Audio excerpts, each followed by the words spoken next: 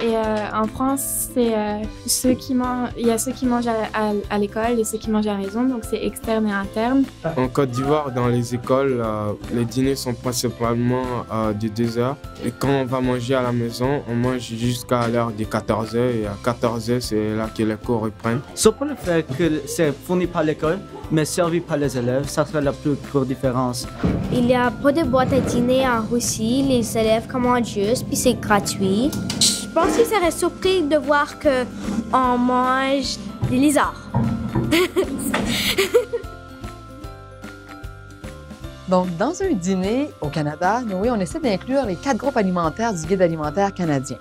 Qui sont, est-ce que tu les connais? Oui. Oui. Celui-ci? C'est les fruits et les légumes. Exactement. Oui, qu'on appelle maintenant légumes et fruits parce qu'on doit manger un peu plus de légumes que de fruits. Ici? Produits céréaliers. Exactement. Ici? Viande et substituts. Et celui-ci? Les produits laitiers substituts ou produits laitiers. Ou lait substitut. Le Guide alimentaire canadien est un outil qui est très utile quand on vient à la préparation des lunchs des enfants.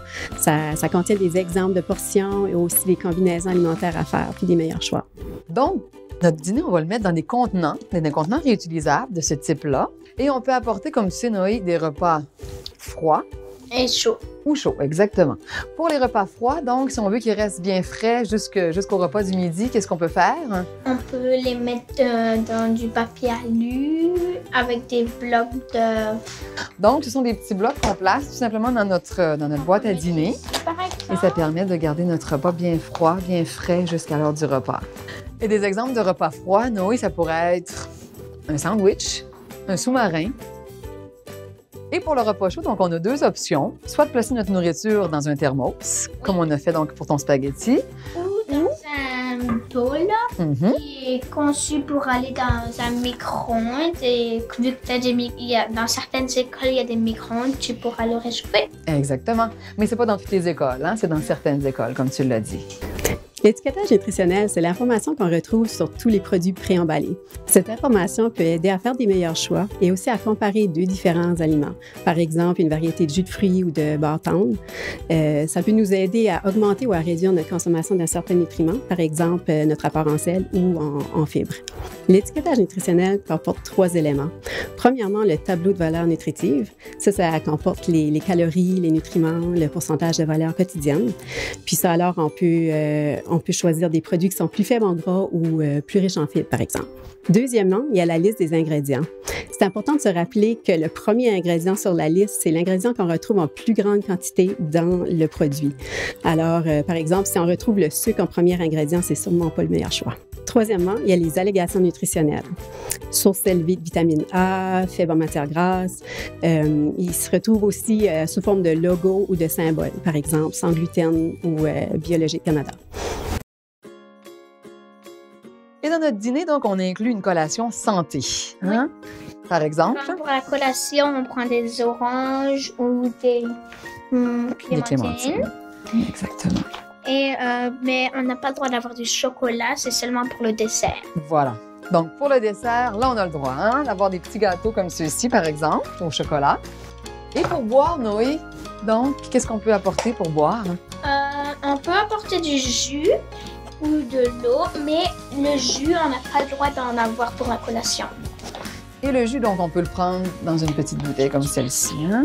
Et aussi, qu'est-ce qu'on doit prévoir aussi d'inclure dans notre repas? C'est important d'avoir de l'eau pour s'hydrater. Quand on achète des produits qui vont nous servir à faire notre dîner, on a le choix de prendre des grandes quantités, comme un gros bloc de fromage comme ça, ou des portions individuelles.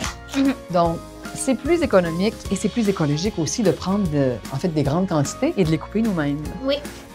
Aussi, Noé, il y a certains produits alimentaires qui peuvent occasionner des allergies à certains élèves de l'école, comme par exemple... Les arachides. Exactement, les arachides. Donc, évidemment, le beurre d'arachide, mais ça peut être aussi... Des noix. Oui, ou les arachides contenus dans les produits comme ces biscuits ou des fois dans les bars aussi, les bars granola. Quel autre produit aussi peuvent occasionner des allergies? Les kiwis. Des fois, oui, les kiwis, parfois. Et des fruits de mer comme les crevettes. Exact. Et comme tu l'as dit, les noix aussi. Pour ceux qui ont des allergies à l'école, les enseignants vont vous donner une liste au début d'année pour avoir une liste des ingrédients qui ne sont pas acceptés à l'école. Ça peut être le beurre d'arachide, ça peut être les fruits de mer. Toutes les écoles sont différentes. Alors, il faut s'assurer de bien respecter cette consigne-là. Par exemple, le beurre d'arachide, si votre enfant en mange le matin et qu'il ne se lave pas les mains puis il s'en va à l'école, il peut transporter ces contaminants-là à l'école, puis ça peut être un danger pour les autres. Alors, il faut faire attention. Donc ça, c'est un type de boîte à dîner qui existe, qui est très bien.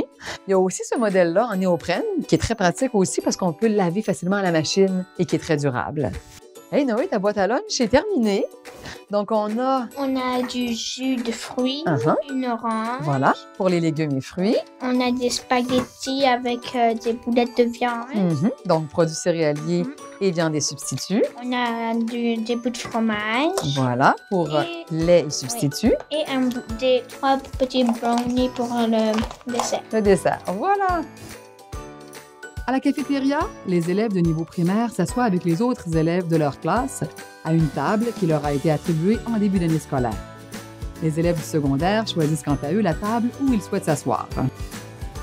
Pour utiliser le service alimentaire de la cafétéria de certaines écoles primaires, les élèves n'ont qu'à se rendre au comptoir à l'heure du repas, puis à commander et payer directement.